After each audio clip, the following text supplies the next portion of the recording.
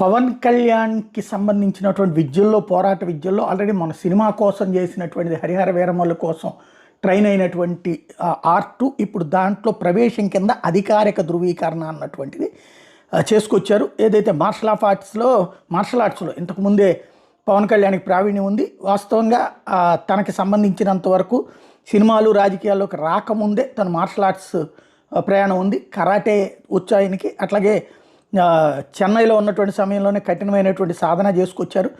మరోవైపున జపనీస్ సమురాయి కూడా నేర్చుకున్నారు. మార్షల్ సంప్రదాయాల మీద లోతైన అధ్యయనం చేసుకొచ్చారు.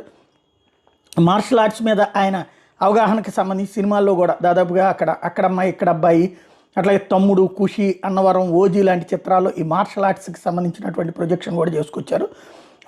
ఈ యుద్ధ కళల్లో అత్యంత గౌరవనీయమైనటువంటి సంస్థల్లో ఒకటైనటువంటి సోగో బుడో కన్రికై నుంచి ఆయనకి ఇప్పుడు 5th